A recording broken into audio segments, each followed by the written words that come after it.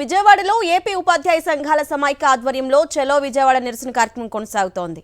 2008 డిఎస్సిలో ఎంపికై ప్రస్తుతం minimum time స్కేల్లో కాంట్రాక్ట్ విధానంలో పనిచేస్తున్న 2193 మంది ఎంటీఎస్ ఉపాధ్యాయులను తక్షణమే రెగ్యులర్ చేయాలని డిమాండ్ చేస్తున్నారు. అధికారులు చేసిన తప్పిదాలకు తాము శిక్ష అనుభవిస్తున్నామని వారు ఆవేదన వ్యక్తం చేస్తున్నారు. ఇదే అంశంపై మరింత సమాచారాన్ని మా ప్రతినిధి అశోక్ అందిస్తారు. చలో విజయవాడ కార్యక్రమంలో భాగంగా రాష్ట్రం నలుమూల నుంచి అనేక సంఘాలకు సంబంధించిన ఉపాధ్యాయులు పెద్ద సంఖ్యలో విజయవాడకు తరలి వచ్చారు.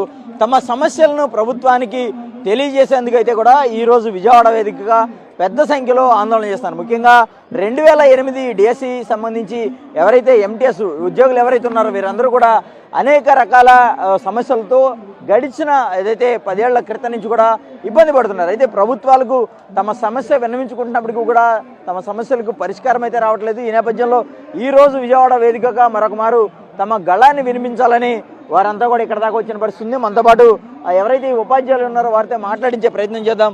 సార్ చెప్పండి, ప్రధానంగా ఈరోజు మీ ఆందోళన ద్వారా ప్రభుత్వాన్ని ఏం డిమాండ్ చేస్తున్నారు? సార్ మా డిమాండ్ ఒకటే, ఇప్పుడు రాష్ట్ర వ్యాప్తంగా పనిచేస్తున్నటువంటి 2193 మంది 2008 డిఎస్సి ఎంటీఎస్ టీచర్స్ని తక్షణమే రెగ్యులర్ చేయాలి. ఇది ప్రపంచంలో ఏ నిరుద్యోగికి రానటువంటి శిక్ష మాకు పడ్డది. ఎందుచేతంటే 2008 నోటిఫికేషన్ ప్రకారం ఎస్జిటి పోస్ట్కి ఇటు డిఎడ్ వాళ్ళు బిఎడ్ వాళ్ళు అర్హులని నోటిఫై చేసిన తర్వాత ఆ ఉద్యోగానికి మేమిద్దరము అప్లై చేసుకున్న తర్వాత గవర్నమెంట్ సెలక్షన్ లిస్ట్ను విడుదల చేసింది. ఆ సెలక్షన్ లిస్ట్ను మనం చూసుకుని సర్టిఫికేట్ వెరిఫికేషన్ కూడా వెళ్ళి చివరికి స్కూల్ని కూడా కోరుకుని చివరి క్షణంలో అపాయింట్మెంట్ ఆర్డర్ ఇచ్చే చివరి క్షణంలో మాకు మరలా కౌన్సిలింగ్ని అర్ధాంతరంగా ఆపేసి మరలా 10 రోజుల్లో పిలుస్తామని అప్పటి ప్రభుత్వం మమ్మల్ని మోసం చేసింది. అంటే దాదాపుగా మేము మెరిట్లో సెలెక్ట్ అయ్యి దాదాపుగా 70+ మార్కులు తెచ్చుకొని ఈరోజు మాకు జరిగిన అన్యాయాన్ని గత ప్రభుత్వాలు గుర్తించి ఇప్పుడు కేవలం ఎంటీఎస్ టీచర్గా మాత్రమే మాకు అవకాశం ఇచ్చింది.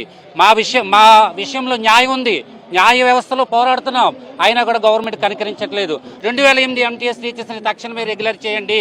మేము రెగ్యులర్ టీచర్తో సమానంగా వర్క్ చేస్తున్నప్పటికీ మాకు సంవత్సరంలో 11 నెలల కాలానికి మాత్రమే జీతాన్ని చెల్లిస్తున్నారు.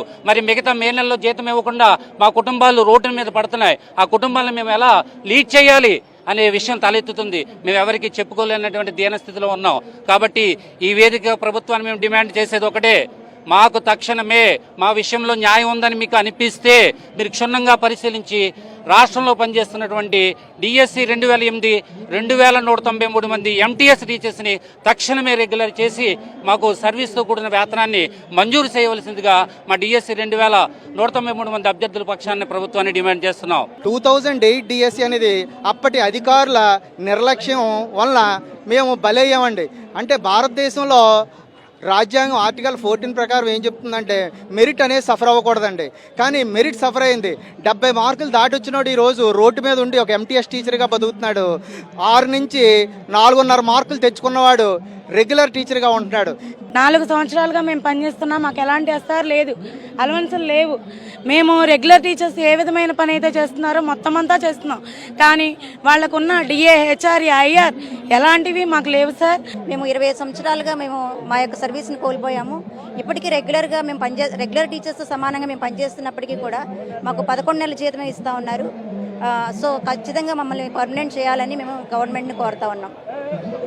అంటే మేము ఏదైతే ప్రస్తుతం ఎవరైతే ఉన్నారో 2008 డిఎస్సికి సంబంధించి ఇందులో 98 అలాగే 2008 డిఎస్సికి సంబంధించిన ఉపాధ్యాయులు కూడా ఉన్నారు. వీరంతా తమకు రెగ్యులర్ చేయడంతో కాబట్టి తమ ఎవరైతే ఇప్పటి వరకు ఆ డిఎస్సిలో ఉన్న వాళ్ళందరినీ కూడా ఎంటీఎస్లుగా గుర్తించారో వాళ్ళందరూ కూడా పూర్తి స్థాయిలో వాళ్ళందరినీ రెగ్యులరైజ్ చేయడంతో పాటు తమ సమస్యలన్నీ కూడా ప్రభుత్వం పరిష్కరించాలి. అనేక సంవత్సరాలుగా చాలా ఇబ్బందులు పడుతున్నాం, ఇప్పటికైనా సరే ప్రభుత్వం తమ డిమాండ్లను పరిగణలోకి తీసుకోవాలంటూ కూడా వారంతా కోరుతున్న పరిస్థితి కనబడుతుంది. కెమెరా పర్సన్ వెంకటతో అశోక్, సాక్షి టీవీ, విజయవాడ నుంచి.